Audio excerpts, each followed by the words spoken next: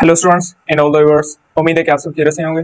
जी तो स्टूडेंट्स, आज हम डिस्कस करने वाले हैं वीकली टेस्ट का सॉल्यूशन। ठीक है, और आज के इस लेक्चर में मैं कोशिश करूंगा कि जितने भी क्वेश्चंस हैं मैं सारे ही डिस्कस कर दूं।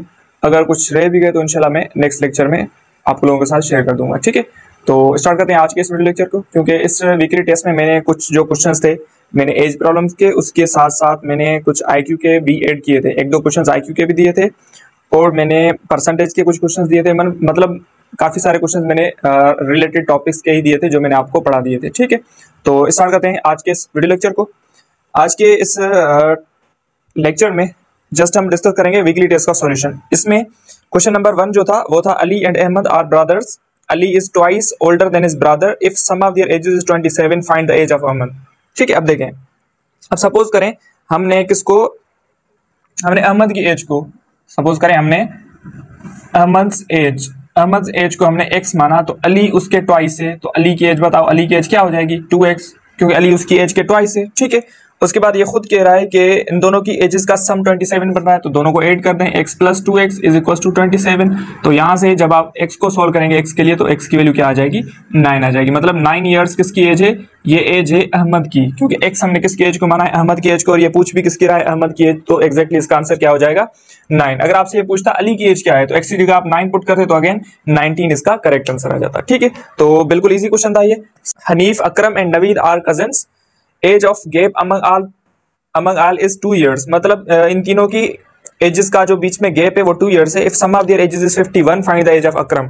अब देखें, सपोज करें हमने हनीफ की एज को, ठीक है, हनीफ एज को हमने सपोज करें x माना, तो अकरम की एज मतलब 2 साल का गैप है, तो एज क्या हो जाएगी, एज होगी x + 2, मतलब 2 साल का गैप है, तो 2 साल जाहिर सी बात है बड़ा होगा या छोटा होगा, आप x - 2 भी रख सकते हैं। अगर नवीद की बात करें हम, तो नवीद अकरम से 2 साल, मतलब 2 साल का गैप है, तो x + 2 x + 4 दो साल का क्या हो जाएगा, गैप हो जाएगा।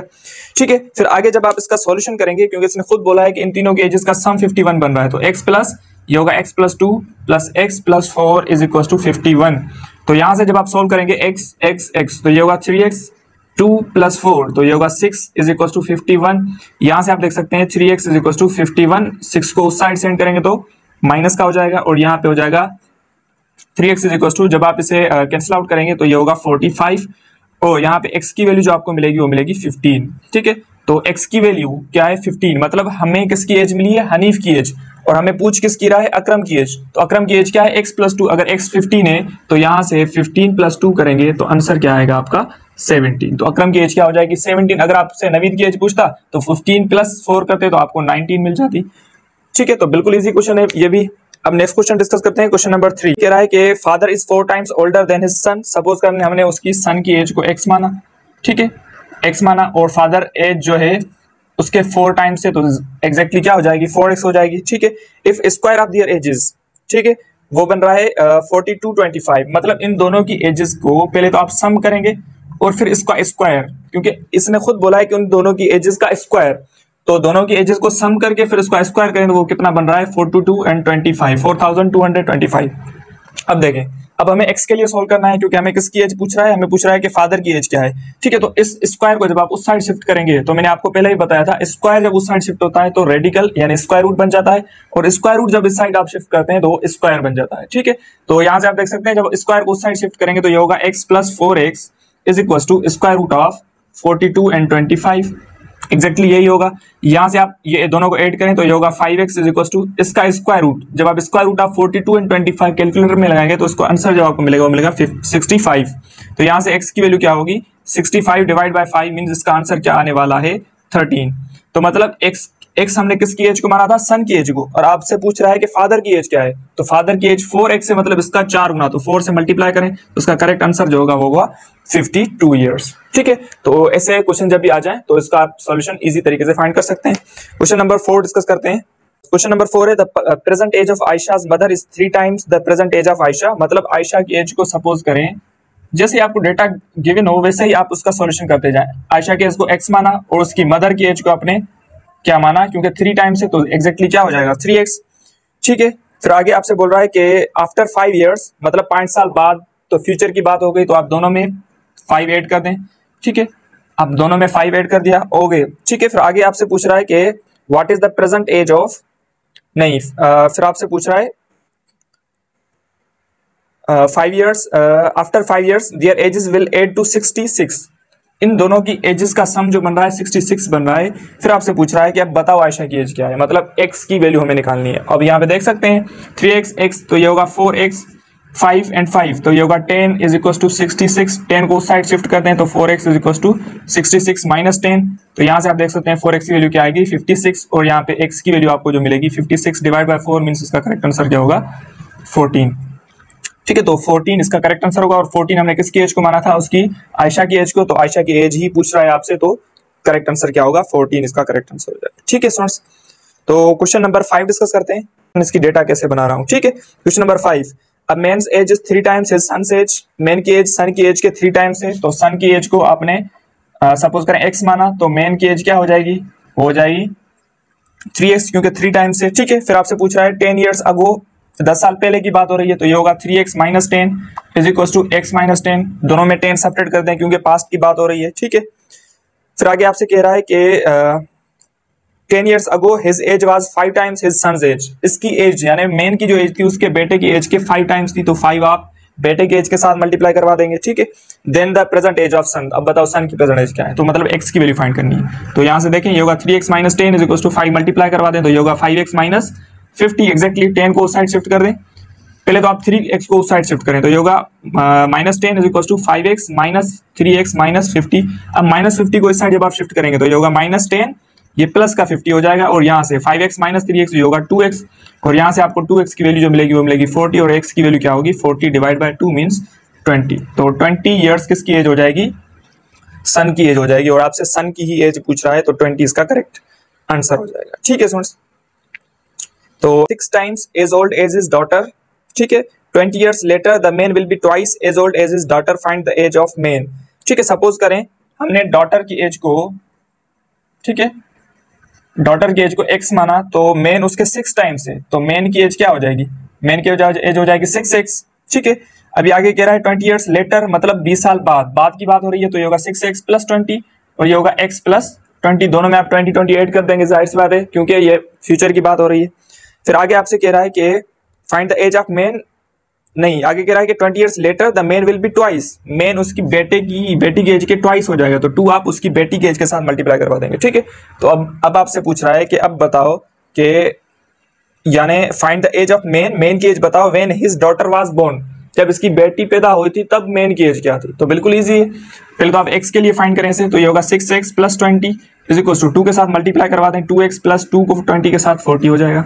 अब 2x को इस साइड शिफ्ट करें तो ये होगा 3x माइनस 2x। ठीक है, 3x माइनस 2x, और इस माइनस 20 को साइड शिफ्ट करेंगे तो होगा 40 माइनस 20। 40 को एज इट रहने दें, 20 को इस साइड शिफ्ट कर देंगे तो नेगेटिव हो जाएगा, ज्यादा एक्सप्लेन करने की जरूरत नहीं है, आई थिंक सो। ठीक है, तो 6x माइनस 2x, तो ये होगा 4x इज इक्वल टू ये होगा 20, और यहाँ से x की वैल्यू जो आपको मिलेगी 20 डिवाइड बाय 4 मीन्स 5। अब x हमने किसकी एज को माना था, उसकी डॉटर की एज को। अब आपसे पूछ रहा है कि मेन की एज बताओ जब उसकी बेटी पैदा हुई थी, तो अब यहाँ पे ये x हमने किसकी एज को माना था, डॉटर की एज, मतलब डॉटर की एज 5 ईयर्स है। तो पहले तो आप मेन की एज फाइंड करें, मेन की एज 6x, तो 5 आप ऐड करें मल्टीप्लाई करवा दें तो ये हुआ 30, मतलब जब उसकी बेटी 5 साल की थी तब उस मेन की एज क्या थी 30 ईयर्स। जब उसकी बेटी पैदा होगी, मतलब जब बोर्न होगी, तो बताओ मेन की एज क्या हो जाएगी। जाहिर सी बात है 5 क्या कर देंगे आप सेपरेट कर देंगे, तो जब आप इसमें से 5 सेपरेट करेंगे तो इसका करेक्ट आंसर जो होगा वो होगा 25, मतलब जब उसकी बेटी बोर्न हुई होगी तब उस मेन की एज क्या थी 25 ईयर्स। बिल्कुल इजी क्वेश्चन है, इतना ज्यादा मुश्किल नहीं है। ठीक है, आगे चलते हैं, आगे जो भी टॉपिक्स हैं वो क्लियर हो जाए। क्वेश्चन नंबर 8 है the price of shirt was 1500 last month and now it is 1800, what was the percent increase. तो बताओ कितना परसेंट इंक्रीज हुई। ठीक है, पहले जो थी वो थी आपकी 1500, देन हो गई 1800, तो बताओ डिफरेंस कितना हुआ 300। अब देखेंगे ये 300 इस ओरिजिनल प्राइस का कितना परसेंट है, मतलब 300 इज व्हाट परसेंट ऑफ 1500। ऐसे कर सकते हैं ना आप, 300 is what percent of 1500। Exactly यही करेंगे कि 300 जो है 1500 का कितना परसेंट बनेगा। तो जब आप इसको सॉल्व करेंगे तो जो आपको जो करेक्ट आंसर मिलेगा वो मिलेगा 20%। ठीक है, तो इसका करेक्ट आंसर होगा 20%। आप इसे खुद सॉल्व करिएगा, बिल्कुल इजी है, मैंने आपको रिलेशन बता दिया। पहले तो आप चेंज फाइंड करें, चेंज कितनी आई है, चेंज आई है 300 की, तो आप 300 इस पे नहीं लगाएंगे क्योंकि हमें ओरिजिनल प्राइस पे लगाना होता है कि कितनी चेंज आई है, तो एग्जैक्टली आप इसका सॉल्यूशन करेंगे। ठीक है, नेक्स्ट चलते हैं। Reduced from $100 to $80, what was the percent of discount. तो बताओ डिस्काउंट कितना परसेंट होगा। मतलब आप सिंपल देखें, पहले कितने डॉलर थी 100, देन कितने हुई $80, तो मतलब चेंज कितनी आई $20 की चेंज आई। तो आप देखेंगे ये 20 जो है ये इस 100 का कितना परसेंट है, तो 20 100 का कितना परसेंट होता है, एग्जैक्टली 20 100 का 20% ही होता है। तो इसका जो आपको करेक्ट आंसर मिलेगा वो मिलेगा आपको अगेन 20%। या आप डेटा बना के सॉल्व भी कर सकते हैं कि 20 is what percent of 100, 20 is what percent of 100। इस डेटा को आप सॉल्व करेंगे अगेन आपको 20% ही मिलेगा। ठीक है, तो ऐसे ही आप इस क्वेश्चन का सॉल्यूशन निकाल सकते हैं। Bus fare between Jamshoro to Larkana is increased in ratio 11:18 if the original fare is 550, what is the increase in fare. तो मतलब ये कह रहा है भाड़ा जामशोरो से लारकाना तक कितना था, इंक्रीज हो गया है रेशियो में 11:18 में इंक्रीज हो गया। कितना इंक्रीज हो गया है 11:18 में इंक्रीज हो गया है। तो पहले तो आप देखें कि 11 और 18 में इतना इंक्रीज हुआ है, तो मतलब इंक्रीजमेंट कितनी आई है, इंक्रीजमेंट आई है 7 की इंक्रीजमेंट आई है। ठीक है, तो पहले जो भाड़ा था वो कितना था 550, अब इतना इंक्रीज हुआ है 7 की इंक्रीजमेंट से इंक्रीज हुआ है। तो पहले आप देखें मैं 11 को किसके साथ मल्टीप्लाई करवाऊंगा कि आंसर आपको 550 मिलेगा, क्योंकि जिसके साथ आप मल्टीप्लाई करवाएंगे आपको क्या मिलेगा, जो पहले वाला फेयर था वो आपको मिल जाएगा। फिर उसी ही प्राइस को आप इसके साथ मल्टीप्लाई कर देंगे तो आपको जो नेक्स्ट यानी जो इंक्रीजमेंट आई है वो आपको फेयर मिल जाएगा। एग्जैक्टली ऐसे ही सोल्व करेंगे ऐसे। तो आप क्या करेंगे 11 को मैं किसके साथ मल्टीप्लाई करूं कि एग्जैक्टली 550 आ जाए, तो 50 के साथ। ठीक है, किसके साथ 50 के साथ। मतलब 11 जब 11 रेशो था तो उसका फेयर कितना था, यानी जामशोरो तो लारकाना 550। तो जब ये 7 की इंक्रीजमेंट से इंक्रीज हुआ है तो मतलब ये होगा 550 के साथ अगेन आप क्या कर देंगे मल्टीप्लाई करवा देंगे। तो जब आप मल्टीप्लाई करवा देंगे तो इसका आंसर जो आएगा 350 आएगा। मतलब उसमें जो इंक्रीजमेंट आई है वो कितनी बाद में इंक्रीजमेंट आई है 350 की इंक्रीजमेंट आई है। तो ऐसे आप इसका सॉल्यूशन निकाल सकते हैं। पहले आप चेंज देखेंगे कि चेंज कितनी आई है, फिर देखेंगे कि ओरिजिनल फेयर कितना था और बाद में कितना हुआ। ओरिजिनल फेयर को आप रेशो के साथ आप सोल्व करेंगे, उसके साथ ही आप इसको मल्टीप्लाई करवा देंगे तो आपको आंसर मिल जाएगा। ठीक है, तो इसका करेक्ट ऑप्शन अगेन 350 ही था। ठीक है, question number 11, students in weekly test is as first multiples of 10।